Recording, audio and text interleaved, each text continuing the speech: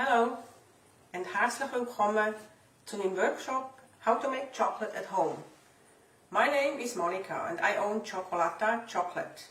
I have been making chocolate for over 6 years now. First in Switzerland and now here in Vancouver. I absolutely love making chocolate. But let me tell you, there's a lot of steps, time and machinery involved in this, how to make it professionally. Lucky for you, there's a way you can do it at home. You don't need any machines and just a few ingredients. Let me show you how. You will need to start with cacao paste,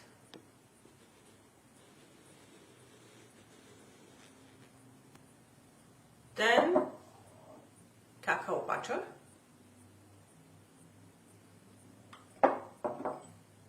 and agave syrup. You could also use maple syrup. Agave is just more neutral in flavor. And then I use this extract. You can use vanilla powder.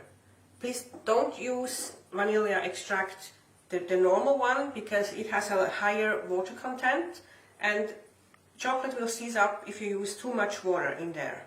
So just be careful. So how do we get to this stage? Oh, first I have to show you. This is what I do with the paste and the butter. I just chop it down so it melts easy. I hope you can see that. Okay. Now, just a second.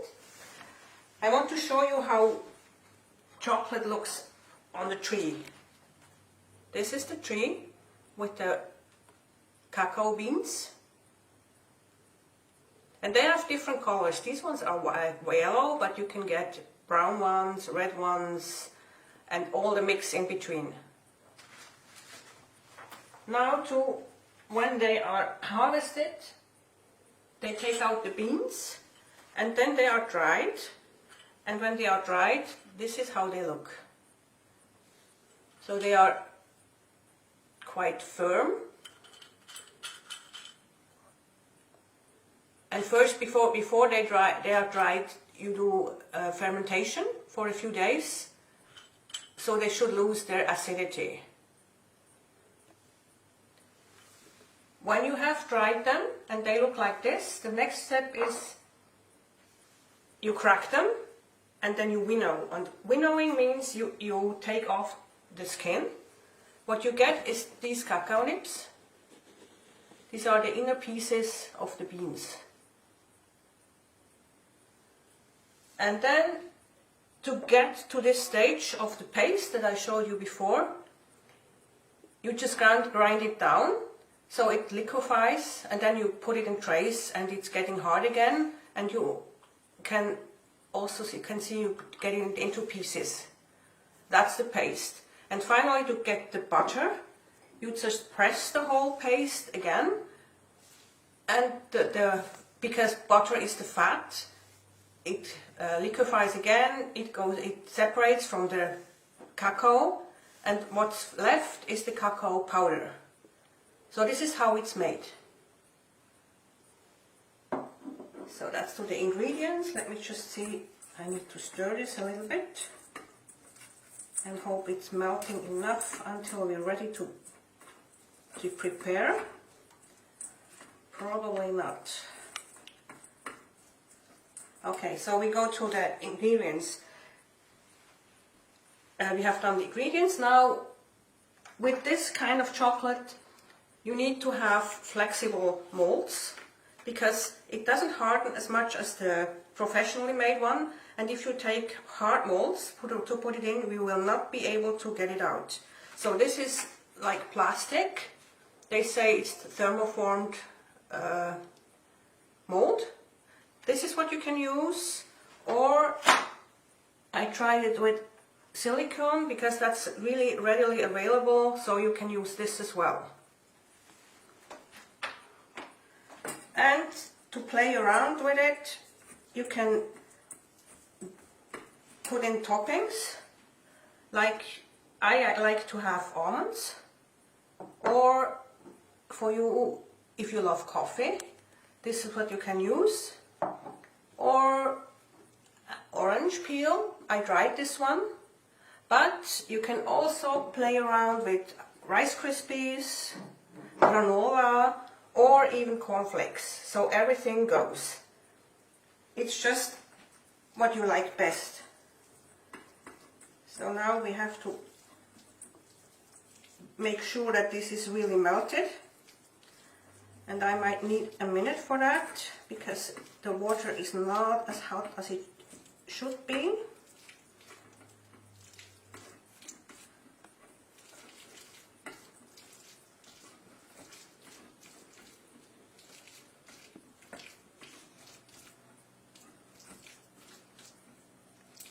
Let's just take a little pause and I go and do it on the stove. Okay, now it's melted. That's how it looks. And now we can add the agave. Again, normally you don't add any liquids, but in this case it works. But if you do it professionally, you usually have a sugar form that's not liquid. Okay, so that's the agave. Just stir it. And it's going to be a bit thicker already because you add some sort of liquid. And I like to add a bit of vanilla as well.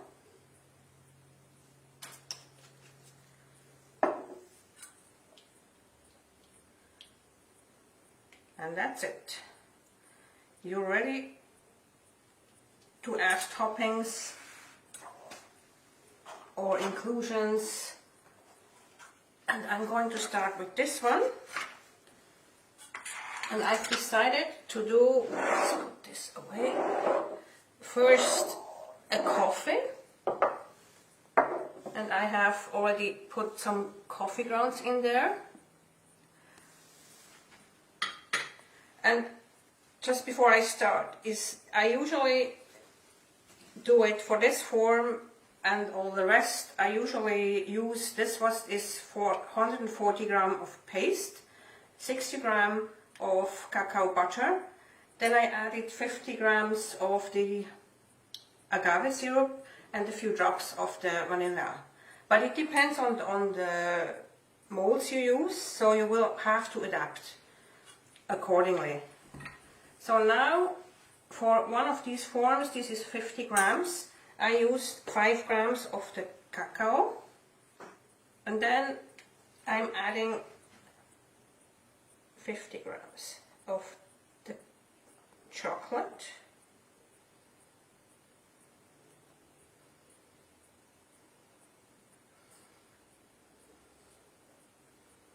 A bit more. Okay. And again, you don't need that. I just like to use the flavor extracts. So about a few drops of the coffee flavor extract. Then you stir it together. And you can pour it in the first mold.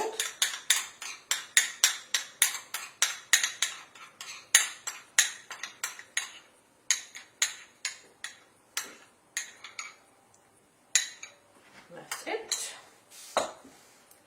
And then I like to do this right now. To get air bubbles out, you just tap it. And that's our first chocolate. Then the second one, I wanted to do orange, the orange peel. And this time I don't use any flavor extract, just chocolate. So again, I used 5 grams of the orange peels, and I'm adding 50 grams of chocolate. That's it.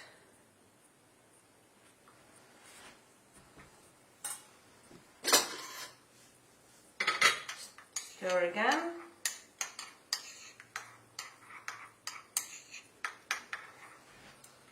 Then you can pour it in the second mold.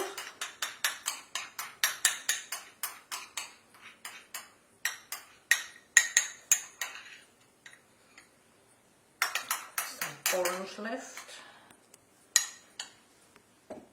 That's it. And then just a little bit. And the third one will be with almonds. So just put the almonds in there, as many as you'd like. And then you could use almond extract, you don't have to. I like to use it again. 50 grams of chocolate.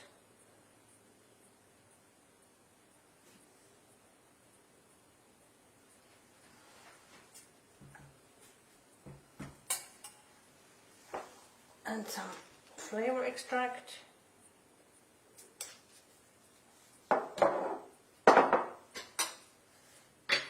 Stir as well. And then just carefully pour over the almonds. What you can do as well, if you have it, is freeze-dried raspberries or freeze-dried strawberries or any other fruits that you like. Just make sure they are really dry. So we have our first mold filled, and tap again, and that's it. So that's the first one. And then just to play around, if you want to, you can, I have found some hazelnuts that I candied earlier, so you can do like a praline if you want to, and just put half of one in there.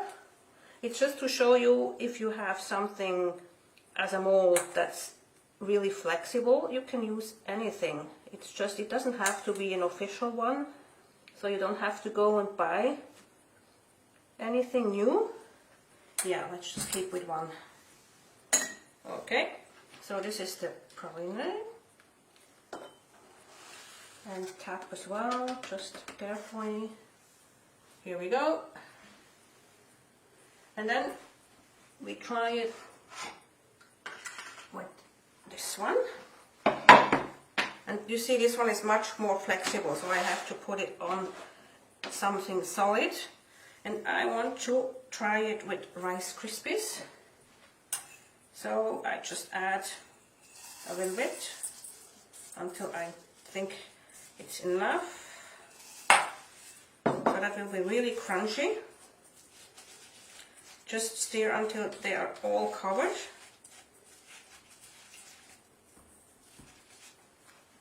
Sort of like this. And then just pour it in. Again.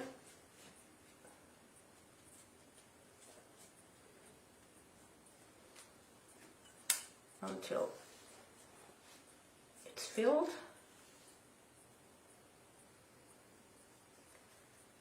And just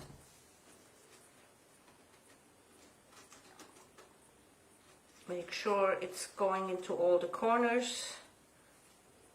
And again, just tap it with what you have below. And that's it. So we have all our molds filled. I'll just put them away, and I have prepared something before, so I will show you how it looks. So I have packaged it up. And one thing with this chocolate, you have to put it in the fridge for a few hours or in the freezer, because it is not tempered, which means it's not stabilized. You need to keep it cool, and something you don't do with the professional chocolate at all. It keeps its shape and form and the snap if you have it at room temperature, but this chocolate really needs to be kept in the fridge or in the freezer. So first, this is our praline, and you see it's almost melting in my hand already when I take it out. But I can assure you, it's really nice chocolate. You will love it. You just have to keep it cool all the time.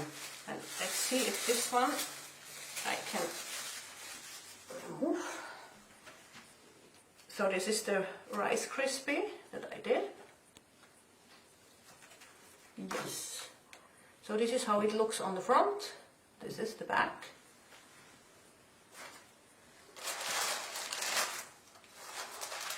And here I tried one with raspberries, freeze-dried. Then that is the coffee. This is the front, this is the back. And the last one is the one with almonds. So this is the chocolate. You see, it's really easy, really fast. Again, it's not like professional chocolate, but it's still something you will really enjoy. So that's it for my short presentation. If you want to start and you don't know where to find the ingredients, just let me know and I can send you a kit with all what you need. If you want to have a look at my chocolate that I do myself, at the professional variety, this is how it's looking. These are my 7 different kinds. I also do the vegan milk chocolate, and I have to say it's a really nice process to find out new recipes. And my chocolates, they are all with organic ingredients and vegan, and I always look like for suppliers from Canada, and also fair trade is really important to me. So I hope you enjoyed this short workshop, and if you want to learn more or learn the professional way how to do it, or even play around with the chocolate yourself, once we can be together again in person, I will offer courses and workshops, and I would like to see one or more of you attending. So thanks a lot for today and for watching, and see you soon.